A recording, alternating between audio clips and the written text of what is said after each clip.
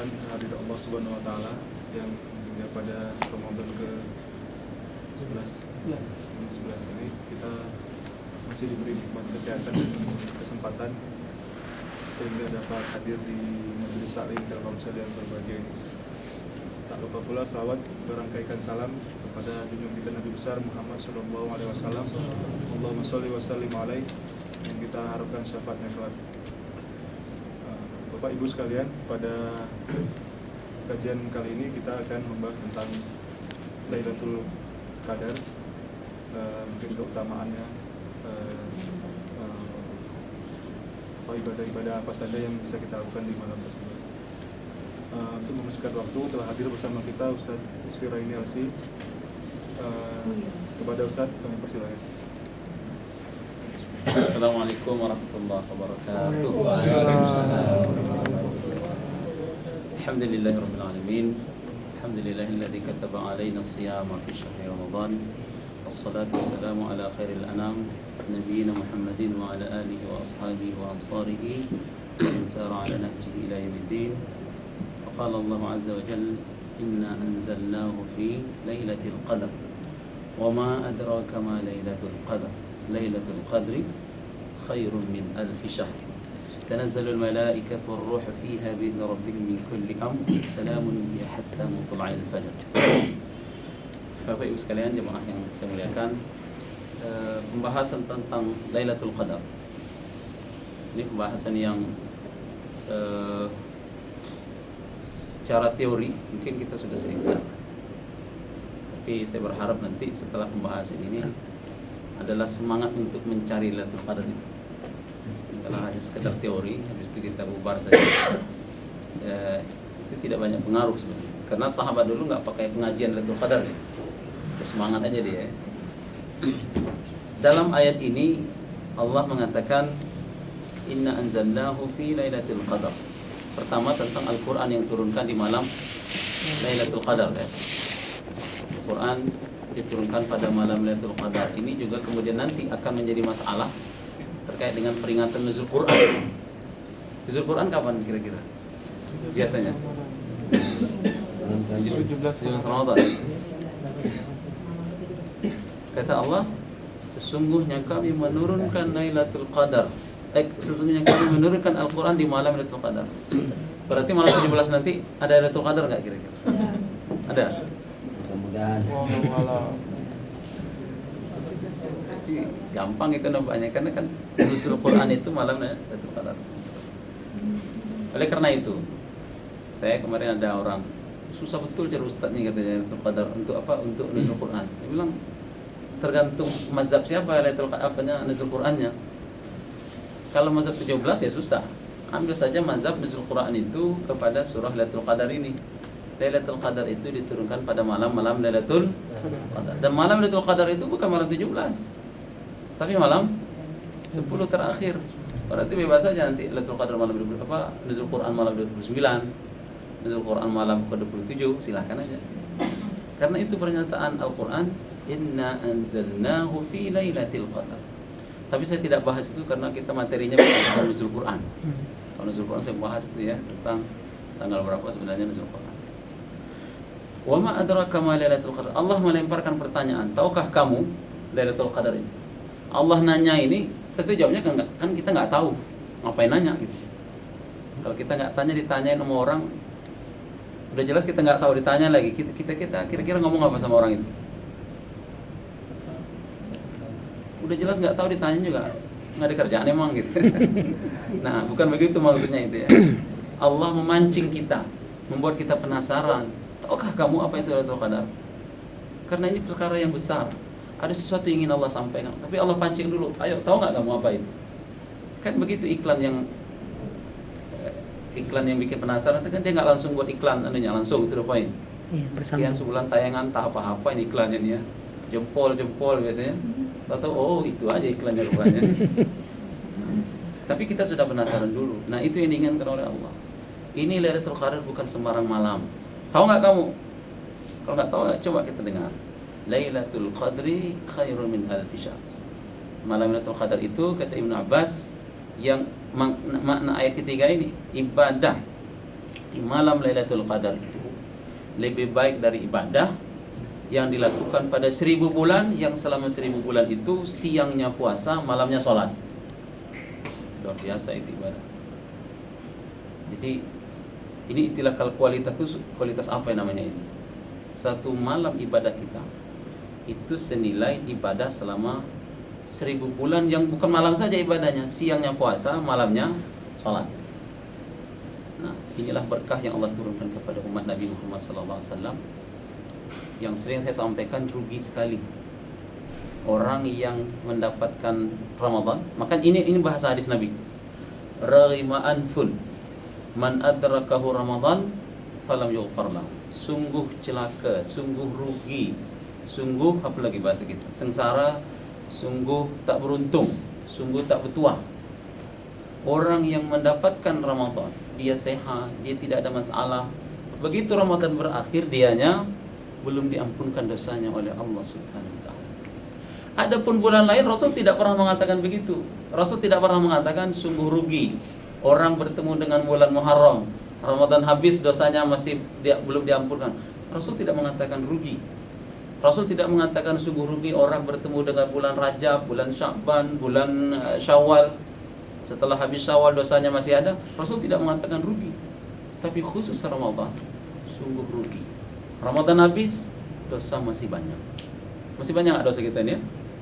Sudah 11 malam kita ini. Nah, maksud saya, jangan sampai kita kemudian melenakan masa-masa yang sangat-sangat penting ini untuk menghapuskan dosa kita di sisi Allah Subhanahu wa taala. Nah, jadi ini malam yang mulia. Malam di mana ibadah, nilai ibadah ya. Nilai ibadah kita lebih hebat, lebih berkualitas dibanding nilai ibadah selama 1000 bulan yang siangnya berpuasa, malamnya diisi dengan salat-salat malam. Ada yang salat setiap malam nggak sanggup kita ya. Yang setiap hari setiap siang puasa, yang setiap malam salat malam. Ramadan saja udah susah ya. Ada orang Ramadan saja sudah mulai bolong-bolong salat tarawihnya. Itu baru 1 bulan ini. Ini 1000. Ngitung 1000 bulan aja susah gitu ya. 1000 bulan berapa jam itu ya. Baik. Nah, jadi kenapa disebut malam Lailatul Qadar? Pertama, karena di malam itu kata Allah, fiha yufraqu kullu amrin hakim amran min indina inna kunna mursilin. Di malam itu ditentukan kadar takdir kita selama 1 tahun ke depan di malam Lailatul Qadar. Makanya malam itu disebut dengan malam Lailatul Qadar. Ada tafsiran yang lain disebut dengan malam Lailatul Qadar karena malam itu sangat mulia. Qadar itu kan malam yang agung, malam yang mulia. Kenapa? Tanzilul malaikatu warruhu fiha. Karena malam itu bumi dipenuhi oleh para malaikat. Tanzilul malaikat, malaikat itu pada turun. Dan ruh, siapa ruh situ maksudnya? Jibril. Jadi Jibril dan seluruh para malaikat yang lainnya turun memenuhi bumi di malam Lailatul Qadar. Makanya sebenarnya malam Lailatul Qadar nggak tepat sebenarnya terjemahannya. Malam Lailah itu malam juga artinya. Jadi malam-malam Qadar ya. Jadi malam yang mulia boleh, atau malam takdir boleh gitu ya. Atau Lailatul Qadar kalau kita menggunakan bahasa asalnya. Nah, jadi begitu agungnya malam itu sehingga disebut dengan Lailatul Qadar. Ada 365 malam dalam 1 tahun, hanya satu malam yang lebih mulia dari malam-malam yang lain. Yang jelas Lailatul Qadar itu hanya ada di malam Ramadan. Ya. Syahrul Ramadan alladzi unzila fihi al-Qur'an. Bulan Ramadan itu adalah bulan diturunkannya Al-Qur'an. Nah, malam Lailatul Qadar kapan? Kata Rasulullah, fabtaghuha fil ashril awakhir. Carilah di 10 malam terakhir. Kalau tidak juga mampu 10 malam terakhir, taharraw Lailatul Qadar fil witr minal ashril awakhir. Carilah di malam ganjil, di malam-malam terakhir 10 Ramadan. Ada yang bertanya, kalau 10 malam terakhir itu malam ganjil versi Muhammadiyah atau versi pemerintah katanya. Ini jadi masalah begini. Atau minimal versi Saudi malam ganjil, Indonesia malam genap. Nah, makanya jangan cari malam ganjilnya saja kalau sudah gitu ya. Carilah 10 malam semuanya tetap. itu lebih aman. Pas ganjil, karena kan yang betul itu mesti satu itu. Yang betul mesti satu. Entah kita yang betul atau Saudi yang betul ya. Yang jelas betul itu satu. Nah, karena kemungkinan, tapi pada dasarnya hitungannya itu sesuai dengan hitungan masing-masing. Indonesia punya hitungan Ramadan malam Sabtu mulainya, malam ganjilnya itu malam Sabtu, maka Saudi tentu tidak sama dengan Indonesia ya, masing-masing punya malam yang berbeda lah. Yang jelas Allah rahasiakan satu malam itu dan Allah sediakan malam itu di malam-malam ganjil di 10 malam terakhir. Nah, terkait dengan malam Lailatul Qadar ini, apa yang harus kita lakukan? Ada sebuah hadis yang kata Rasulullah, dakhala Ramadan. Ketika Ramadan datang, Rasulullah bersabda, "Hadza syahr qad hadarakum." Bulan mulia itu sudah datang. Wa fihi lailah khairun min alfi syahr. Yang ada satu malam lebih baik dari 1000 bulan. Man haramaha faqad hurima kulluhu, faqad hurima al-khairu kulluh. Barang siapa yang diharamkan untuk mendapatkan kebaikan malam itu, berarti diharamkan semua kebaikan. Wala yuhramu khairuha illa kullu mahrum, dan tidak diharamkan kecuali orang-orang yang memang diharamkan oleh Allah Subhanahu wa taala untuk mendapatkan Lailatul Qadar. Hadis dari Ibnu Majah, hadisnya hasan. Siapa yang diharamkan, maka diharamkan seluruh kebaikan. Nah, ingat ini bahaya ini. Maknanya apa? Kita bisa mengukur. Kalau malam Lailatul Qadar tidak kita dapatkan, maknanya setahun itu nasib kita tidak baik, betul itu. Kalau malam itu bisa kita dapatkan, maknanya mudah-mudahan perjalanan kita menjadi lebih baik daripada masa-masa sebelumnya. Maka dengan alasan inilah, jangan sampai kita yang hadir pada saat ini di malam-malam Ramadan, di malam ganjil nanti tidak bisa menghidupkan untuk mendapatkan Lailatul Qadar. Nah, apa yang harus kita lakukan? Lidzalika yanbaghi lil muslim al-haris ala ta'atillah. Yang harus kita lakukan adalah membuat ketaatan kepada Allah, menghidupkannya dengan penuh keimanan, dengan penuh pengharapan kepada Allah. Mudah-mudahan kita mendapatkannya. Rasulullah mengatakan, "Man qama lailatal qadar imanan wa ihtisaban, ghufira lahu ma taqaddama min dhanbi." Hadis Bukhari Muslim. Siapa yang menghidupkan malam Lailatul Qadar dengan ibadah, dengan penuh keimanan dan mengharap pahala dari Allah, akan diampunkan dosa-dosanya yang sudah berlalu. Jadi apa yang harus kita lakukan? Ibadah saja. Ibadah apa yang harus kita lakukan? Apa ibadah yang bisa kita lakukan? Banyak. Baca Al-Quran, baca zikir, sholat malam, berselawat, ya. Kalau tidak bisa baca Al-Quran, minimal mendengarkan Al-Quran, ya. Jangan nonton. Sekarang ada lagi Olimpiade, Piala London, ya, nonton bola sambil nunggu Lailatul Qadar, kata dia. Tidak dapat itu, yang dapat golnya aja itu, ya. Nah, manfaatkan itu untuk beribadah. Rasul tidak pernah menetapkan di rumah, di masjid, di surau, di mana, di tempat kerja, tidak ada. Rasul dan Allah hanya mengajak kita untuk menghidupkan malam itu dengan ibadah, itu saja. Jadi orang yang mendapatkan keistimewaan Lailatul Qadar itu adalah orang yang ibadah. Karena yang diukur itu adalah ibadah orang itu. Yang pas dia lakukan itu, datang Lailatul Qadarnya, pas Lailatul Qadarnya, maka ibadahnya lebih baik daripada ibadah 1000 bulan. Jadi jadi patokan ibadah. Maka konsentrasi kita pada malam hari itu adalah memperbanyak ibadah supaya nilai ibadah kita lebih baik daripada ibadah selama 1000 bulan. Tetapi ada secara khusus amalan yang diajarkan oleh Rasulullah kepada Aisyah. Ya Rasulullah, ara'aita in amiltu ayya lailatul qadar ma aqulu fiha. Ya Rasulullah, apa yang harus saya baca di malam Lailatul Qadar itu? Kata Rasulullah, quli Allahumma innaka afuwun tuhibbul afwa fa'fu anni. Apa? Ini hari-hari kalau berapa masjid itu, Allahumma innaka afuwun tuhibbul afwa fa'fu anni. Apa? Allahumma innaka afuwun. Kalau di masjid itu ada tambahan lagi biasanya, Allahumma innaka afuwun karim tuhibbul afwa fa'fu anni ya karim. Kita kalau nggak pakai karim-karim udah betul lah. Kalau mau aman saja, artinya persis seperti itu, nggak pakai karim-karim, nggak ada masalah.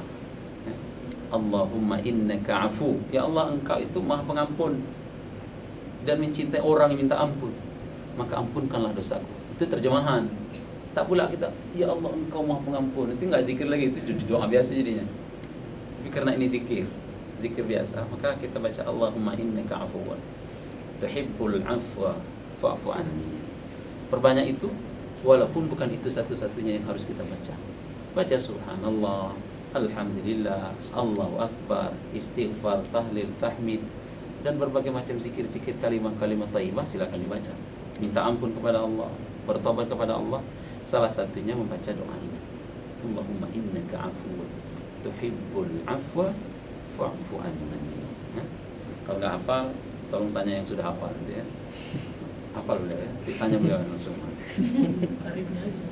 Kali ini kan karim. Kalau edisi karim sama beliau lah, saya tak ada edisi karimnya di sini. Edisi lama ini. Itu doanya. Tapi bukan itu saja, silakan sholat ya. Kalau di Malaysia itu pernah saya lihat itu dia pakai salat tasbih. Itu pun panjang itu.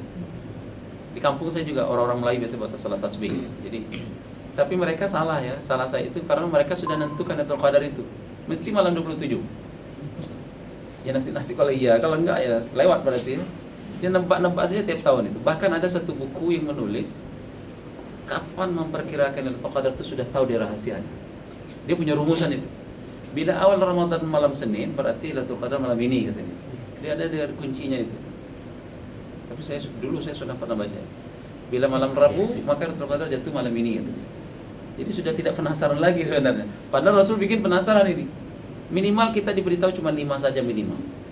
Cuma kalau ditetapkan satu malam dalam 5 malam itu rahasia Allah SWT yang tidak boleh kita percaya itu. Karena Rasul tidak menetapkan mesti tanggal 27. Mungkin 27, mungkin. Tapi tidak mesti malam tanggal 27.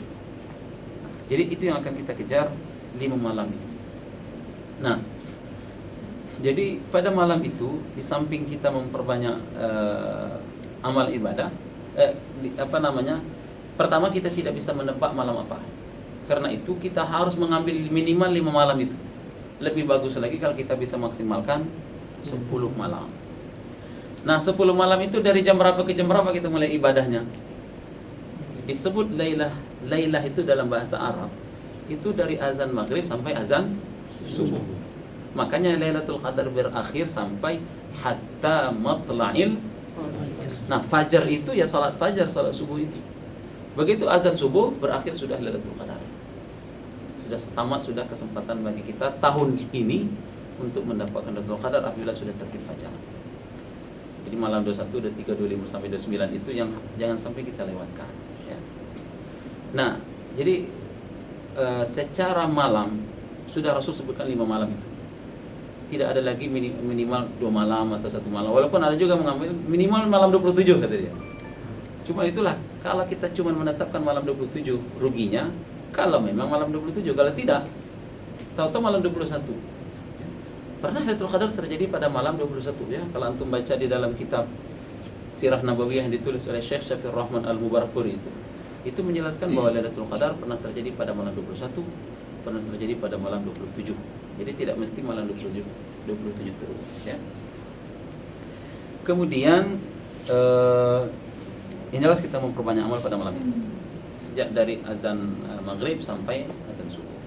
Nah, kita harus membuktikan keseriusan kita beribadah. Kata Aisyah, "Kana Nabi sallallahu alaihi wasallam yajtahidu ma la yajtahidu fi ghairihi." Rasulullah itu bersungguh-sungguh mencarinya.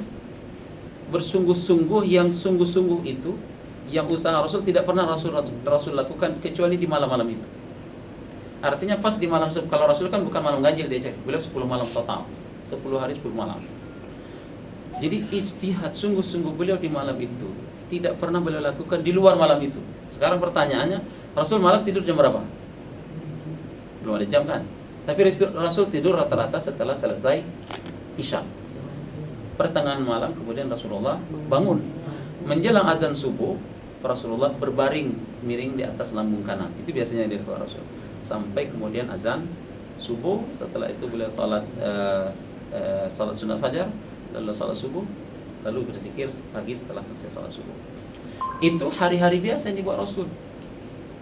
Jam 2 beliau bangun. Kalau bahasa kita waktu itu jam 2 lah ya. Tidur jam 12, bangun jam 1 atau jam 2. Nah, kita hari ini pun harus seperti itu. Harus beda kuantitas dan kualitas ibadah kita di malam-malam ganjil itu berbanding di malam-malam sebelumnya. Dari malam pertama sampai malam ke-10 kita tidur jam berapa biasanya? Mulainya 10. Masih standar jam 10 juga?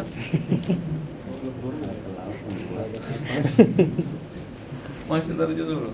Taruhlah jam 11 misalnya. Ya, tadarusan selesai jam berapa ya? 11 ya? Ada yang sampai setengah 12 atau jam 12 tadarusan. Kalau di Jawa itu sampai jam 2 tadarusannya. Makanya kenapa keluar kementerian Kementerian Agama melarang terus sampai jam 2 itu orang tidur masih aja saingan masjid sini sama masjid sini, itu juga nggak betul itu ya. Jam 10 suara dalam lah kalau mau. Nah, jadi kalau kita biasa tidur jam 10 atau jam 11, bangun jam 4 jelang subuh ya, karena waktu sahur yang paling baik kan seperti itu, jam 4 atau jam 4.30 atau jam 4.15. Nah, itu malam biasa. Kalau kita ingin menunjukkan kepada Allah bahwa kita ibadahnya ini bersungguh-sungguh kayak Rasul. Di lain hadis kata Nabi, kata Aisyah, kana Nabi idza dakhala al-'ashr, kalau sudah masuk 10 terakhir, syadda mizarah, beliau kencangkan kain sarung beliau. Kencang saja habis itu tidur, bukan maksudnya. Kalau bahasa itu bahasa versi Arab. Kalau bahasa kita tuh apa namanya? Ah, itu bahasa kita sing-sing. Yang lebih parah lagi itu kan banting tulang, itu bahasa kita itu. Peras keringat. Kalau bahasa Melayu betul kuslumus. Nah, itu bahasa kita. Itu versi ininya. Versi Arabnya syadda mizara. Nah, itu artinya memang siap total malam itu dia siap begadang. Nah, itu bahasa kita. Nah, wa ahya dan menghidupkan malamnya. Jadi malam itu hidup. Hidup itu bukan berarti tidak sekedar tidak tidur lalu ngobrol, tapi hidup itu hidup dengan beribadah, itu maksudnya. Nah, itu yang akan kita lakukan. Jadi durasi tidur kita pada malam-malam ganjil itu, kalau perlu cuma 1 jam, 1,5 jam atau 2 jam saja maksimal. Bisa nggak kira-kira? Saya yakin bisa. Kita muda-muda kita ini tak banyak masalah yang harus kita ini kan ya. Asal besok paginya libur. Kalau libur bisa. Besok paginya doa itu yang berat ya. Tapi pandai atur saja lah ya, cincin-cincin ya. Karena judulnya Cari Lailatul Qadar ini masalahnya. Yang jelas kalau tidurnya jam 10 bangunnya jam 4. Nah, Lailatul Qadar tidurnya jam 12, bangun jam 2. Itu baru serius.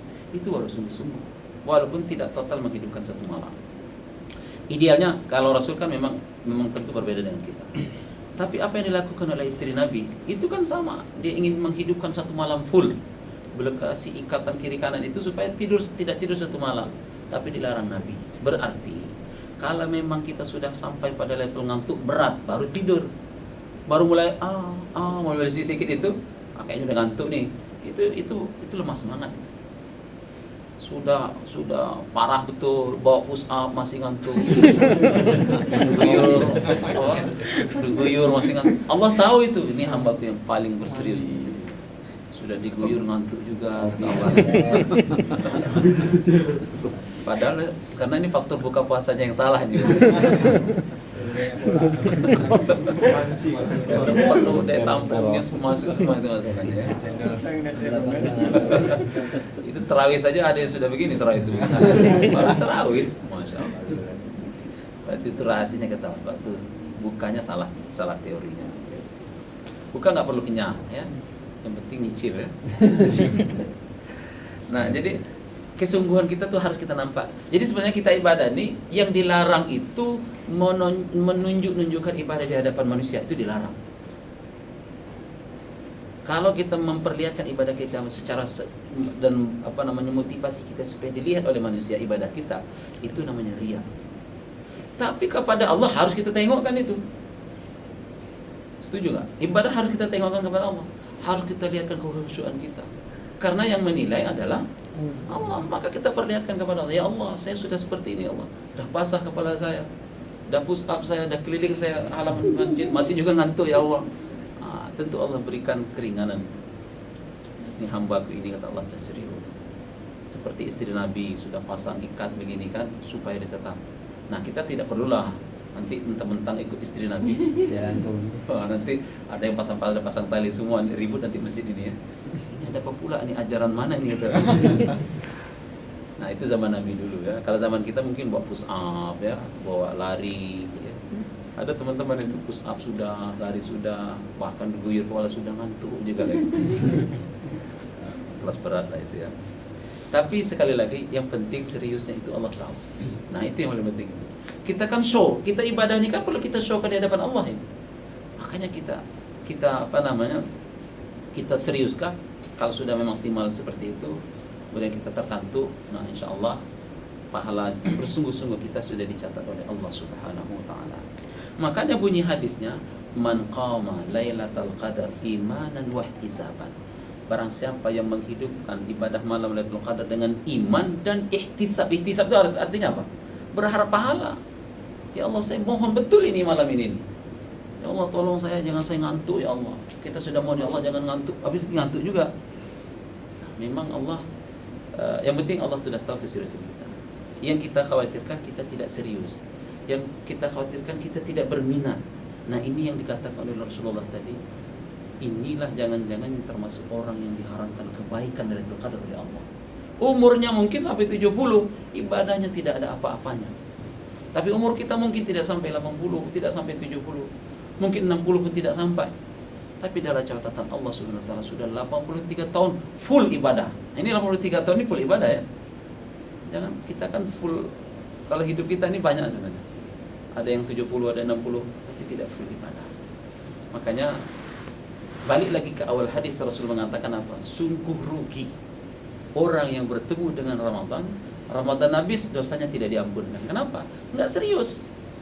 Mencari Lailatul Qadar tidak serius, salat tahajud enggak serius, salat malam tidak serius, puasa juga enggak serius, makan baru sudah makan gak mau serius gitu ya. Nunggu buka puasa serius dia kalau ini.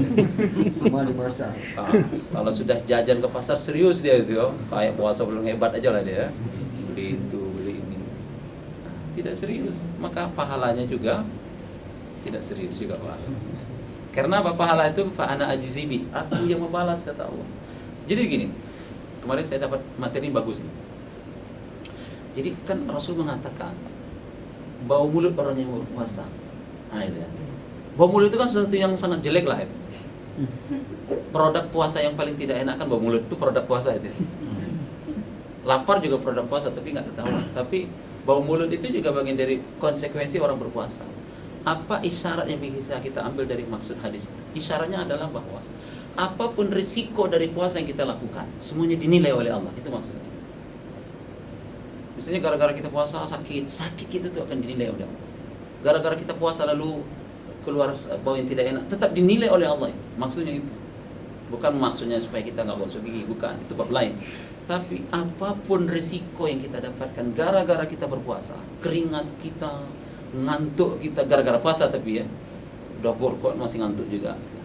Semuanya akan dinilai oleh Allah SWT. Makanya nanti perjuangan kita misalnya sampai push up supaya nggak ngantuk itu, push up kita akan nilai ibadah. Nah, itu kan ada push up yang beribadah, push up malam Lailatul. Serius ini realita ya. Realita ini. Saya pun pernah push up juga saya kalau sudah ngantuk baru push up. Habis itu semua gaya-gaya inilah supaya keringat gitu. Habis itu habis capeknya lagi gimana? Sudah diguyur kepala masih ngantuk. Nah, yang jelas kesungguhannya itu sekali lagi, sungguh kita ibadah itulah yang akan dinilai oleh Allah Subhanahu wa taala. Malam Lailatul Qadar adalah malam yang tenang, cerah, tidak panas, tidak dingin. Pagi harinya matahari cahaya merahnya lemah. Di lain hadis, subuhnya Lailatul Qadar itu matahari terbit tidak cahayanya tidak cerah, seperti berbentuk talam. Ya, jadi itu siangnya baru kita tahu. Tetapi kita mengetahui ciri-ciri ini tidak penting. tidak ada gunanya sama sekali untuk kita. Malam Lailatul Qadar itu malam yang tenang. Oh, tengok angin kencang yang belum nih. Tiap malam angin kencang ya sudah. Ya. Kawan kemarin balik dari Emirat itu. Wah, katanya hawa gurun tiap malam dingin terus. Wah, kalau pakai hadis ini tak nampak Lailatul Qadar. Kita jangan ngurus itu kita. Kita urus kita saja, pokoknya ibadah saja selesai. Jangan ngurusin nunggu. Ya. Nunggu kapan turunnya Lailatul Qadar. Ya. Malam tenang ya, tidak dingin, tidak panas. Kalau misalnya ada yang kerja lalu dia nunggu Lailatul Qadarnya di sini. Itu hidup, 3 hidup. Oh, nggak nampak itu Lailatul Qadar. Karena sudah kedinginan sekali. Bukan itu maksudnya ya. Karena apa? Karena kita pun tidak dicapekkan ngurusin beginian. Apalagi kalau pagi harinya bertanya-tanya. Kan biasa kalau hari pagi hari mulai malam 21 besok pagi saya biasa tuh di perumahan mulai tanya-tanya. Kayaknya pagi ini sudah Lailatul Qadar ya. Ini melemahin sama kita malam 23-nya. Malam 23, malam 21 udah ketahuan kata dia. Malam 23 sudah nggak semangat lagi ibadahnya. Udah lewat. Apalagi suka nebak-nebak. Bagi saya kayaknya saya tadi malam kayaknya udah khusyuk betul kata dia. Itu temannya udah terpengaruh itu. Kayaknya malam besok nggak semangat lagi dia. Dia udah dapat gitu. Nah, kalau ada orang ngaku-ngaku cuekin aja lah. Itu pribadi dia. Justru makin dia ngaku, makin besar bohongnya itu ya. Jadi yang begini jangan dipercaya. Orang ngaku itu ya. Bagi kita, apakah kita bisa ibadah atau tidak, itu yang paling penting. Maksimalkan ibadah saja ya. Karena Rasul pertama Rasul tidak pernah membahas siapa yang mendapat Lailatul Qadar itu mesti dia merasakan begini-begini. Tidak. Poin inti dari Lailatul Qadar itu adalah kita disuruh memperbanyak ibadah, minimal menghidupkan 5 malam ganjil terakhir. Nah, kalau kemudian ibadah kita bertepatan dengan Lailatul Qadar, kita rasa atau tidak kita rasakan, pahalanya, kualitasnya tetap bernilai 1000 bulan itu. Jadi kita tidak dicapekkan. Makanya ada Syekh Utsaimin ketika ditanya, wahai Syekh, kata dia, kalau orang mendapatkan Lailatul Qadar itu kerasa nggak dia, kata dia. Mesti kerasa nggak? Kalau kerasa mungkin urusan pribadi. Tapi apakah ciri-cirinya harus dapat semuanya? Enggak. Intinya kita ibadah pas Lailatul Qadar, sudah cukup lah itu. Maka nilai ibadah kita akan bernilai 1000 bulan. Nah, kalau dengan kaidah semacam ini kita jadi semangat ibadahnya. Ini kan ada pula kawan tuh, saya ngerasa sudah kata dia. Jadi kalau sudah ngerasa berarti malam berikutnya udah nggak ada apa lagi itu. Kayak apa sih rasanya? Banyak sekali orang bertanya. Mendapat Lailatul Qadar itu kayak apa rasanya? Rasul juga tidak pernah mengatakan kayak apa rasanya. Yang penting ibadah, nikmati aja ibadah, dan ketika Allah memberikan kemudahan bagi kita ibadah malam itu, mudah-mudahan berarti Allah memberikan kita Lailatul Qadar. Jadi enggak terlalu apa kita ya. Kalau saya di kampung dulu susah betul kayaknya Lailatul Qadar itu.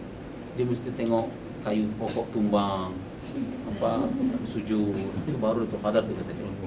Kalau kemudian air membeku, kata dia. Kalau enggak beku belum nampak tuh Lailatul Qadar itu. Jadi susah kita akhirnya bukan banyak ibadah tapi fokus ngerjain mantau itu air. Sekalian aja nanti taruh baskom ambil ngobrol atau menonton bilang udah beku nih. Ya Allah. Itu yang ada di benak kita itu. Saya lagi kecil begitu tuh diajarin tuh. Nah, nanti kalau Qadar ada nanti minta apa saja mustajab gitu dia. Betul nggak begitu nggak? Jangan-jangan saya saja, di kampung saya saja. Kalau kayak saya begitu. Lailatul Qadar itu bila sudah ada pokok kayu tumbang, baru kita minta, ya Allah minta apa saja mustajab. Nah, ini susah nyarinya. Satu orang pun sekampung saya itu tidak pernah berjumpa kayu tumbang itu, kayu waktu sujud nggak pernah. Jadi berarti gagal semua itu setiap tahun itu. Karena yang dipantau ciri-cirinya, bukan yang dikerjakan adalah mengisi malamnya dengan beribadah. Ya. Jadi begitu ya. Tidak harus sadar, bisa saja kita menyadari ada Lailatul Qadar karena ada kenikmatan ibadah, atau bisa saja kita tidak menyadarinya, tetapi catatan pahala kita sudah bernilai 83 tahun di sisi Allah Subhanahu wa taala. Itu yang paling penting ya. Baik, terkait dengan Lailatul Qadar itu, maka tidak bisa tidak kita harus juga membahas tentang iktikaf. Saya juga perlu bahas iktikaf ini ya. Supaya apa? Supaya sebenarnya Lailatul Qadar di sini juga boleh, di rumah juga boleh kita berusaha untuk menghidupkan malam-malamnya. Tapi kelebihan masjid itu adalah kita bisa berniat iktikaf yang tidak bisa kita lakukan kecuali di masjid. Di musola boleh nggak? Di musola juga boleh. Karena musola itu adalah kalau zaman Nabi masjid juga namanya, tapi Masjidul Qaum ya. Nah, terkait dengan iktikaf itu ada dua model. Pertama, iktikaf yang sifatnya cabut-cabutan lah ya. Misalnya datang tarawih niat, balik tarawih sudah habis iktikafnya itu. Nanti pas tadarusan datang lagi ke masjid niat lagi, keluar balik dari itu habis iktikafnya. Nanti waktu subuh dia datang lagi niat lagi iktikaf, pulang habis lagi. Nah itu di Ramadan dan di luar Ramadan bisa kita lakukan.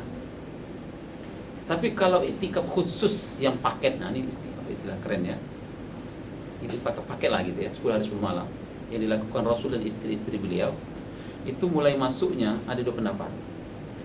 Kalau pendapat mayoritas ulama masuknya itu misalnya sekarang tanggal 20, nanti malam berarti maghrib nanti kan 21 tuh, karena perubahan dalam kalender Islam itu kan maghrib. Nah sebelum maghrib masuk, kalau kita memang pingin itikaf 10 hari 10 malam, sebelum maghrib masuk kita sudah di dalam masjid, menjelangnya itu menjelang 5 menit 10 menit, sehingga begitu azan maghrib masuk kan itu sudah mulai hitungan awal 21 malam hitungannya itu. Begitu maghrib masuk kita sudah berada di dalam masjid. Nah berakhir kapan? Versi mazhab ulama, mayoritas ulama, jadi mulai ketika awal maghrib menjelang maghrib itu kita sudah masuk, berakhir kalau nanti malam takbiran ya, berarti sampai maghrib nanti sore. Begitu azan maghrib selesai sudah waktu itikaf kita 10 hari 10 malam total. Tapi versi yang kedua itu mulai masuknya misalnya tadi malam 21 itu belum itikaf dia, tapi mulai setelah selesai salat subuh. Setelah selesai salat subuh baru itikaf. Berakhirnya kapan? Berakhirnya subuh juga nanti, subuh pas salat hari raya. Ini pendapat yang kedua. Jadi malam takbiran nggak balik-balik dia sampai besok salat hari raya. Nah, ini susah kalau di kita nih ya. Tak balik-balik sampai hari raya pun masih begitu aja dia. Nah jadi ini versi yang kedua ya. Yang ala kulli hal dua versi ini kalau mau amal lagi masuk sejak maghrib keluar pas pagi hari raya itu lebih amal lagi ya. Tapi dua hal nggak ada masalah ya, karena pada dasarnya itikaf itu dilakukan pada akhir Ramadan ya. Kalau akhir Ramadan makanya mayoritas ulama mengatakan mulainya maghrib malam 21 sampai besok maghrib malam takbiran. Itu itikaf paket, satu paket. Nah itikaf satu paket ini kalau putus gagal itu, tidak disebut 10 hari 10 malam. Makanya jarang umat Islam yang bisa itu. Yang bisanya cuman kayak tadi lah, apa namanya, masuk, pas masuk niat itikaf, keluar selesai, nanti masuk lagi. Minimal kalau kita memang mengharapkan mencari Lailatul Qadar, minimal kan misalnya kita ke masjid tarawih ya, isya tarawih. Kalau nggak bisa pulang itu lebih baik dari isya sampai subuh, itu lebih bagus. Kalau pulang misalnya nanti pas tadarusan misalnya balik lagi ke masjid, nah dari tadarus misalnya jam 9 mulainya atau jam 10 sampai subuh kita tak pulang ke rumah. Nah tak keluar-keluar juga itu. Kalaupun kita tidur malam itu, maka tidur itu bernilai iktikaf, asal tidurnya di dalam masjid ya. Nah itu iktikaf boleh. Nah iktikaf yang aturan main iktikaf itu sederhananya, kalau kita pakai serabutan apa yang sikit-sikit tadi pas masuk iktikaf keluar itu gampang. Kalau iktikaf total 10 hari 10 malam itu diantara syaratnya adalah tidak boleh keluar dari masjid kecuali ada kepentingan yang tidak bisa dilakukan dalam masjid. Itu syaratnya. Mandi, berarti kan panitia tidak menyediakan tempat mandi dalam masjid berarti ya. Paksa kita keluar mandi. Mau berwudu, di dalam tidak ada tempat wudu berarti terpaksa kita keluar berwudu. Makan misalnya, ada nggak makan dalam masjid? Kalau disediakan makan dalam masjid berarti kita makan dalam masjid. Karena itu bisa dilakukan di dalam masjid. Kalau ternyata makan di rumah, boleh balik ke rumah sekedar untuk makan saja. Yang kedua, tidak boleh melakukan jima atau hubungan suami istri. Misalnya istrinya itikaf, suami enggak. Karena suaminya enggak itikaf, terpaksa istrinya pulang untuk menyediakan makan sahur suaminya. Begitu makan sahur, suaminya mengajak hubungan. Terjadi hubungan, batal itikaf dia. Batal itikaf ya enggak ada risiko apa-apa sih. Cuma dia tidak dapat keistimewaan sebagaimana yang pernah dilakukan oleh Nabi SAW, itikaf 10 hari 10 malam.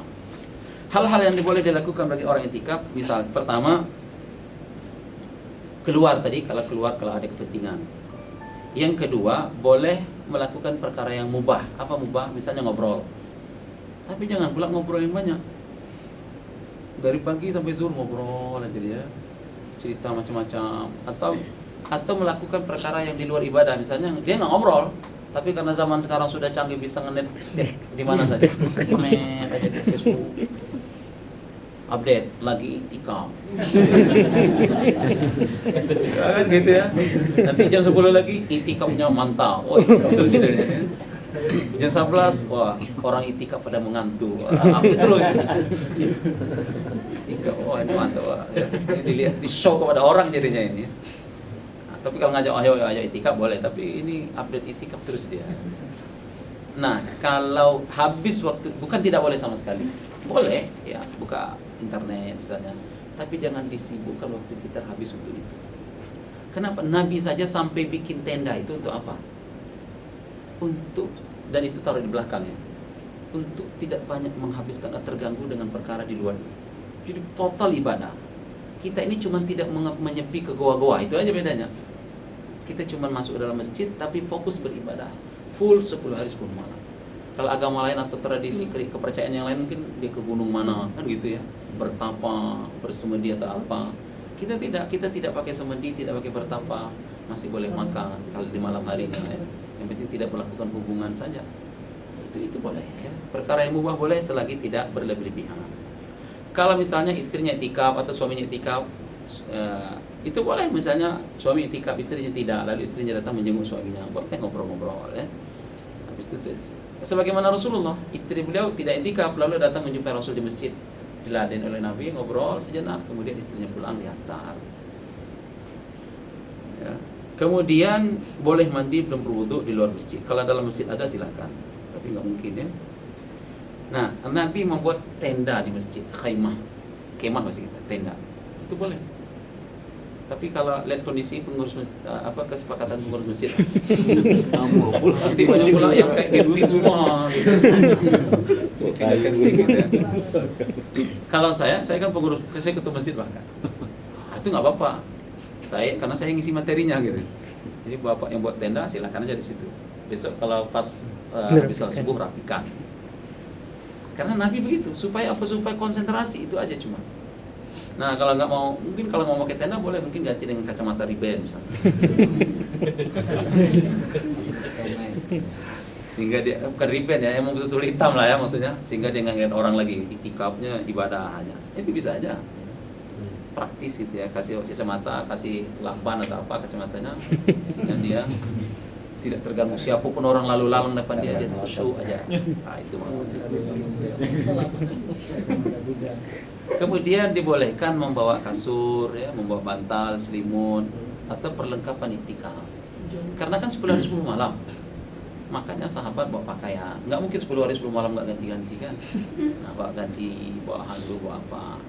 Nah ini biasa kalau memang pakainya 10 hari 10 malam. Kalau kita misalnya cuma ngambil malamnya saja, apalagi malamnya pun malam ganjilnya saja, maka sebaiknya bawa kasur.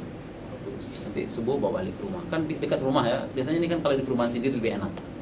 Nanti subuh pas habis salat tarawih balik ke rumah, ambil kasur, taruh di masjid.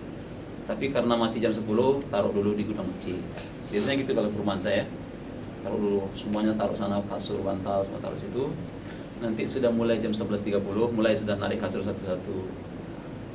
Kita buat aturan yang tidur belakang, jangan itu ditaruh depan. Ini kesini baca Quran nih, pada tidur semua dia terpengaruh gitu ya. Tidur taruh belakang.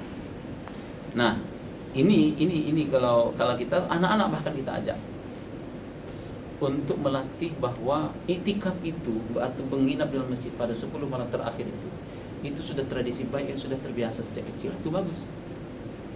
Makanya di perumahan saya itu biasanya ibu-ibu masing-masing bawa anak. Anak-anak urusan anak-anak tuh, kita nggak ngajarin dia baca Quran silakan, main-main juga silakan. Urusan anak-anak. Tapi dia ada dalam masjid. Dia tahu untuk kenapa kita dalam masjid. Ibunya mau iktikaf. Ibunya sedang menunggu Lailatul Qadar. Itu yang ada di benak mereka saat itu.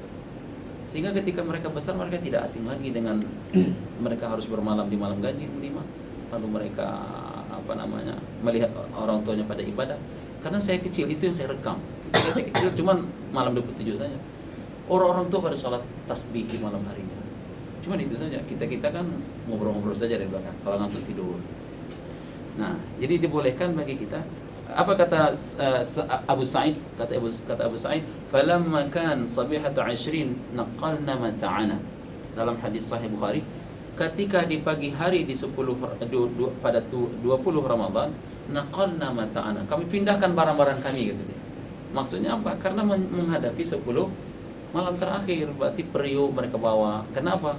Zaman Nabi tidak ada panitia iktikaf. Dia sifatnya pribadi semua. Kalau zaman kita kan beberapa masjid ada pengurusnya, ada panitia iktikaf ya. Nah, itu lebih bagus lagi ada panitia iktikaf sehingga fokus kita lebih banyak, kita diatur, kita sudah diservis lebih enak lagi. Dan kalau lebih enak lagi ke Masjidil Haram sana iktikaf itu lebih puas lagi ya. Kemudian orang-orang yang iktikaf kalau memang dia ingin meminang boleh meminang karena tidak dilarang ya. Menikah, meminang, kemudian orang yang istihadhah juga dibolehkan untuk iktikaf karena orang istihadhah pada dasarnya dia masih suci ya. Yang tidak boleh itu menurut mayoritas ulama adalah orang haid dan orang nifas, termasuk orang yang junub ya. Junub terpaksa dia tapi masih bisa ya mandi dulu lalu dia suci lagi. Terkait dengan iktikaf kaum perempuan di masjid, maka harus memenuhi 2 syarat. Syarat pertama harus ada izin suami. Dia pingin sekali iktikaf, kata suami nggak boleh. Pilihnya apa? Jangan iktikaf. Iktikaf itu sunnah. Mentaati suami dalam hal itu wajib. Nah, udah di rumah saja. Insya Allah pahalanya tetap dicatat oleh Allah karena niatnya sudah benar. Itu ya bagi perempuan. Jangan berharap pula suami nggak ngizinin, sudah catat pahala saja. Gitu. Abang, Udah kompak. abang tahu itu ya. Kemudian yang kedua aman dari fitnah. Makanya kalau yang aman lagi itu kalau masjidnya ada 2 lantai kayak masjid raya. Bapak misalnya tidur di bawah, ibu tidur di atas. Itu lebih enak lagi. Atau tergantung pengurus masjid lah. Kalau memang hijabnya bagus misalnya sehingga perempuan tidurnya leluasa tidak ada gangguan. Ibu tidur di sana. Kalau kita kan pasang hijabnya tutup rapat itu. Bahkan akses jalan ke tempat wudu, kamar mandinya perempuan sendiri, bawa sendiri. Itu lebih enak ya. Sehingga iktikaf itu tidak menimbulkan fitnah antara laki-laki dan perempuan. Baik, itu yang saya sampaikan sebagai pengantar. Terima kasih Ustaz. Kita buka forum diskusi bagi Bapak Ibu yang ingin bertanya seputar materi ataupun di luar materi yang disampaikan. Kita bisa seperti biasa ada request untuk 3 penanya.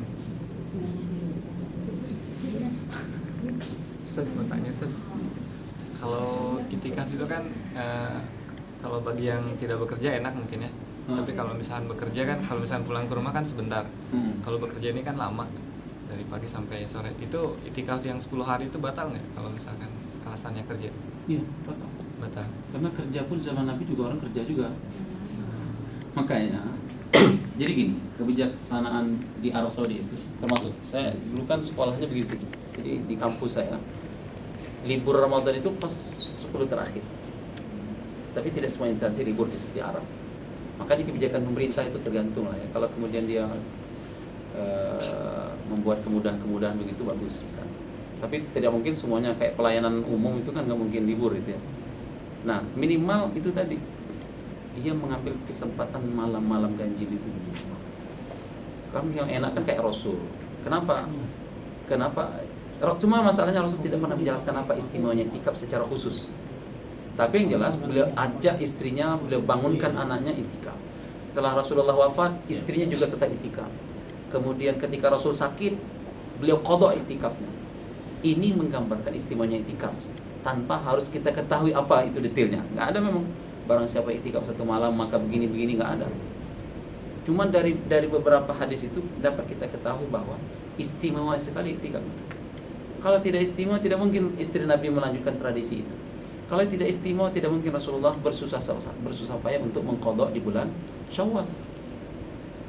Kalau itu tidak terlalu penting, tidaklah Rasulullah Tidak mungkin Rasulullah bersusah-susah membangunkan anak-anak dan istri beliau untuk melaksanakan i'tikaf. Itu semua mengisyaratkan pentingnya. Cuma tidak detailnya kita nggak tahu. Jadi bagi orang bekerja itu, makanya ada jatah cuti 12 hari misalnya. Nah, manfaatkan untuk i'tikaf itu lebih baik. Ada ya? 12 hari berapa? Iya. 12 hari. Nah, Jadi, kalau Ustaz menyambung pertanyaan tadi, Hah? kalau itikaf yang model terputus tadi gimana Ustaz ya? Misalnya ya terserah kan kita siangnya kan bekerja nih. Hmm. Kondisi kalau nginep di masjid itu sulit lah gitu kan. Hmm. Artinya itikaf seperti apa yang bisa misalnya kita habis Isya gitu mulai itikaf sampai jam 2 gitu. Nanti pulang ke rumah gitu. Boleh. Itu yang dikatakan dalam mazhab Syafi'i itu minimal i'tikaf itu lebih lama dari tumakninah di dalam sholat. Versi Syafi'i.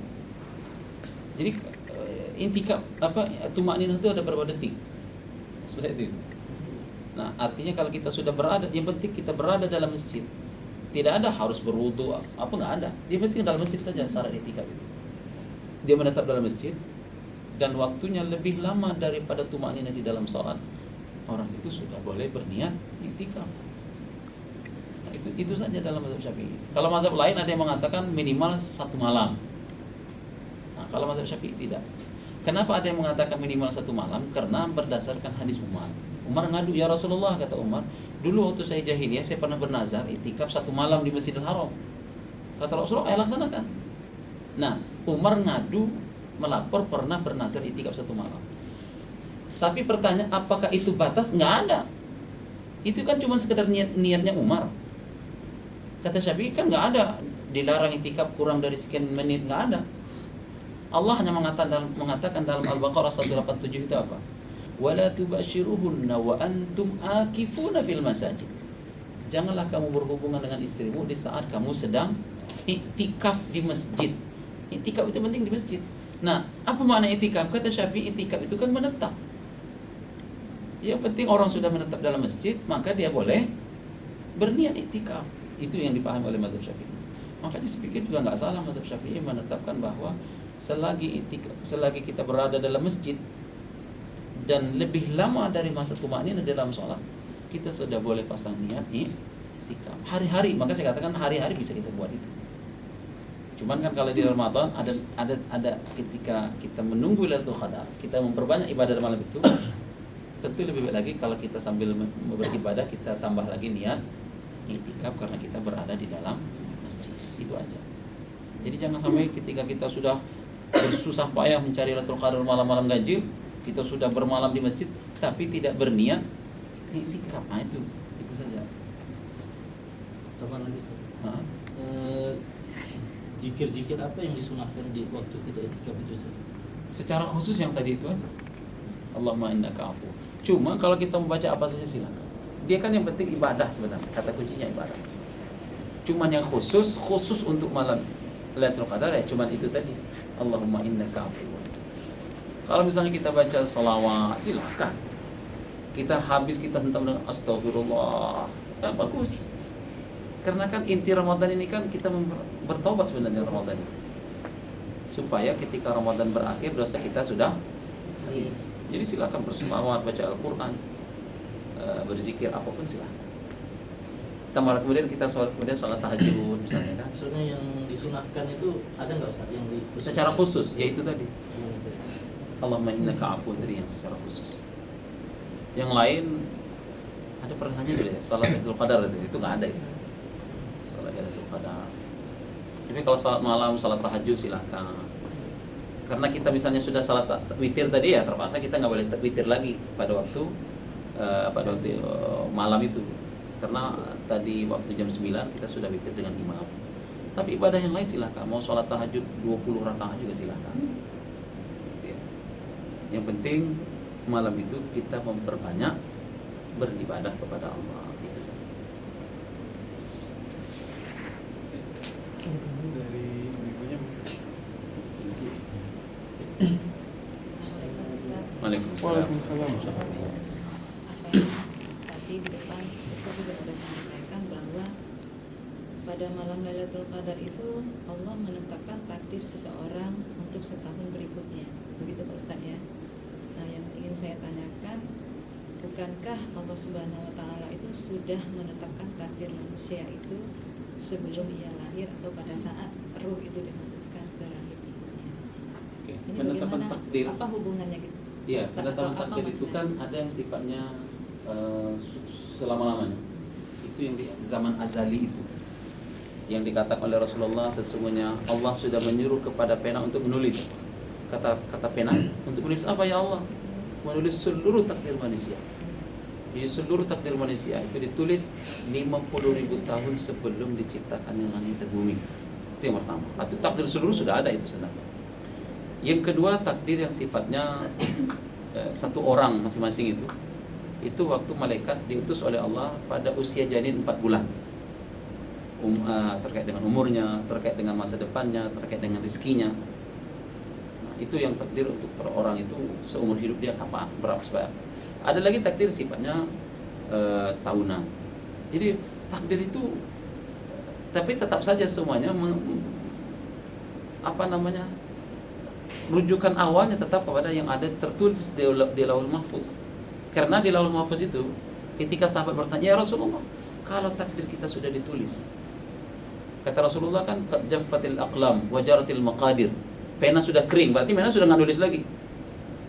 Dan takdir sudah berjalan, kata Rasul. Nah, lalu sahabat komentar, "Ya Rasulullah, kalau sudah begitu untuk apa kita berusaha ya Rasul? Takdir itu sudah nggak ditulis, tidak direvisi lagi. Kalau gitu untuk apa lagi kita berusaha?" Kata Rasulullah, "I'malu fa kullun muyassar lima khuliqa lahu." Pokoknya kerja saja, berbuat sajalah, kata Rasulullah. Karena masing-masing akan dipermudah sesuai dengan takdir masing-masing. Kita dipermudah oleh Allah hadir di sini karena memang sudah ditakdirkan oleh Allah untuk hadir di sini. Cuma kita baru tahu takdir kita seperti itu setelah takdir terjadi. Itu saja bicara tentang takdir. Jadi tetap saja penetapan saja, tapi penetapan bukan merubah takdir yang sudah ada di zaman azali. Apa maksudnya?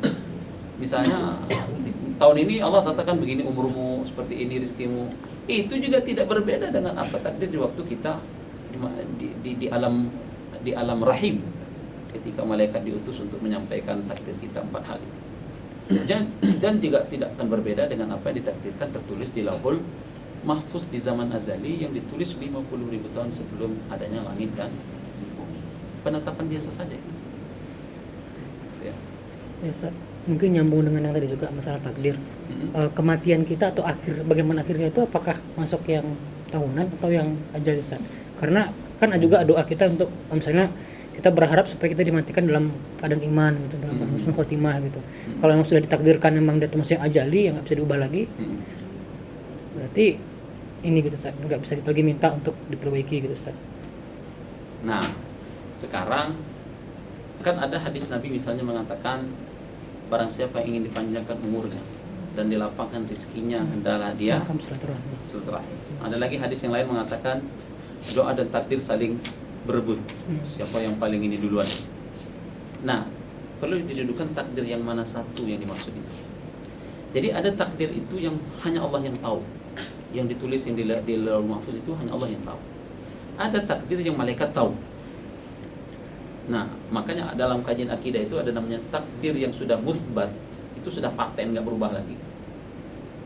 Itu yang kata Rasul sudah kering pena itu, yang ditulis 50.000 tahun. Ada takdir mu'allaq. Takdir mu'allaq ini takdir yang diberitahu kepada malaikat, tetapi malaikat tidak tahu total 100% takdir itu seperti apa. Misal, dalam catatan di Lauhul Mahfuz, si fulan ini umurnya dalam catatan malaikat yang didapatkan oleh malaikat 60. Tapi ditulis oleh Allah misalnya umurnya 60 nih dalam yang diketahui oleh malaikat. Tapi oleh Allah orang ini ditakdirkan banyak silaturahim sehingga umurnya 80. Nah, malaikat yang tahu cuma 60 aja itu. Jadi yang berubah-ubah itu ya yang diketahui oleh malaikat itu yang berubah itu. Tapi yang di Lauhul Mahfuz itu tidak ada satu pun yang tahu kecuali Allah Subhanahu wa taala. Nah, misalnya silaturahim, gara-gara silaturahim akan panjang umurnya misalnya kan. Nah, silaturahim pun sudah ditakdirkan juga oleh Allah. Jadi orang ini nanti supaya umurnya panjang, dia silaturahim itu sudah ditakdirkan pula. Supaya orang ini dapat husnul khotimah atau umurnya jadi panjang, rezekinya, misalnya rezekinya sekian, jadi tambah banyak gitu. Oleh Allah sudah dituliskan juga di Lauhul Mahfuz itu. Orang ini asal muasalnya rezekinya segini. tapi nanti dia akan memperbanyak silaturahim, maka rezekinya akan begini. Semuanya sudah selesai skenario itu yang ada di sisi Allah SWT.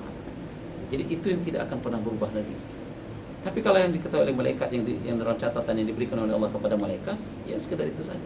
Misalnya 60, ya itu yang malaikat tahu.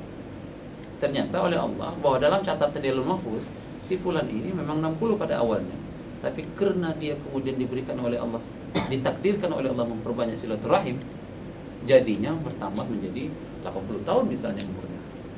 Jadi penyebabnya pun sudah ditakdirkan oleh Allah Subhanahu wa taala, dan itu hanya Allah yang tahu. Gitu ya. Termasuk kematian. Apa kematian rezeki jodoh? Ini orang ini jodohnya kayaknya sama si ini nih. Udah berapa rapat, berjinak-jinak misalnya kan. Cuma jinaknya saja sampainya itu. Tapi nggak jadi kata Allah. Gitu ya. Baik. Ya. Mungkin terakhir satu lagi. Sudah cukup menarik masalah takdir. Nah, ini masih takdir sih. Pak Ustadz, Ya. zaman Nabi atau zaman yang pernah merasakan betul-betul Lailatul Qadar itu seperti apa itu Pak Ustadz? Itu kan sehingga kata Pak Ustadz tadi Lailatul Qadar itu tidak pasti gitu, amin gitu. Ini maksudnya dalam zaman Nabi kita lah merasakan nggak Lailatul Qadar itu dia itu dari Nabi sendiri. Nah, ada sebuah riwayat mengatakan dulu pernah terjadi Lailatul Qadar malam 21. Ya. Qad wafaqa Lailatul Qadar laila 21. Pernah terjadi pada malam 21. Berdasarkan hadis Abu Sa'ad, qala Nabi sallallahu alaihi wasallam, "Inni ra'aitu Lailatul Qadar thumma unsituha." Nabi sendiri mengatakan, saya pernah melihat Lailatul Qadar, kemudian saya dilupakan oleh Allah SWT. Ada di riwayat juga mengatakan, ya, di lain riwayat mengatakan, Nabi pernah ingin menyampaikan kapan Lailatul Qadar itu. Begitu Nabi keluar rumah, melihat dua orang yang sedang bertengkar. Bertengkar, dia akhirnya kata Nabi, gara-gara dua orang bertengkar, hilang kapan Lailatul Qadar itu. Ini juga menjadi dalil bahwa bertengkar merusak, menjauhkan rahmat. Itu harus diingat. Makanya Nabi pernah mengatakan, jangan banyak bertengkar. Sekalipun benar, orang yang tidak terlibat banyak dalam pertengkaran itu, sekalipun dia benar, dia dijamin oleh Rasulullah sebuah rumah di dalam surga. Sekalipun benar. Pernah saya sampaikan nggak sih dia? Belum. Belum ya? Belum. Ada saya bahas tentang Adam itu setelah masuk. Siapa yang intinya begitu. Jadi gara-gara bertengkar, rahmat Allah lari. Suami istri asik bertengkar siang malam aja, habis rahmat Allah itu. Neraka rumahnya itu jadi jangan banyak bertengkar. Sekalipun benar kata Rasul. Jadi orang yang tidak mau bertengkar sekalipun dia benar, maka Allah akan menjamin sebuah rumah di dalam surga. Kan enak sudah dapat hok atau kaplingan dalam surga itu lumayan kita ya. Tinggal ngisinya aja lagi. Nah, jadi detailnya Rasul tidak pernah jelaskan itu. Allah sengaja lupakan itu sehingga membuat umat Rasul penasaran, sehingga ibadahnya minimal 5 malam itu. Nah, karena Nabi pernah merasakan langsung, yang disampaikan Nabi itu aja, tidak dingin, tidak panas, cerah, cuacanya cerah, terang, tenang maksudnya, cerah, tenang, itu saja. Kalaupun ada yang mengatakan melihat ini, mungkin pengalaman pribadi, tapi tidak bisa digeneralisir pengalaman pribadi tersebut. Ini. Baik, terima kasih Ustaz. Berhubung waktu juga sudah, kita harus kembali ke aktivitas masing-masing. Insya Allah besok kita lanjutkan kajian dengan Ustaz Thohir Alsi, yaitu tentang tanda-tanda Kecil dan besar. kiamat kecil dan kiamat besar. Tanda-tanda kecil dan besar kiamat. Tanda-tanda kecil dan besar kiamat. Oh ya, tanda-tanda kecil dan besar kiamat. Kebiri. Beda. Demikian, marilah kita akhiri kajian kita kali ini dengan membaca doa kafaratul majelis. Subhanakallah wa bihamdik, asyhadu an la ilaha illa anta, astaghfiruka wa atubu ilaik. Billahi taufiq wal hidayah. Assalamualaikum warahmatullahi wabarakatuh. Waalaikumsalam warahmatullahi wabarakatuh.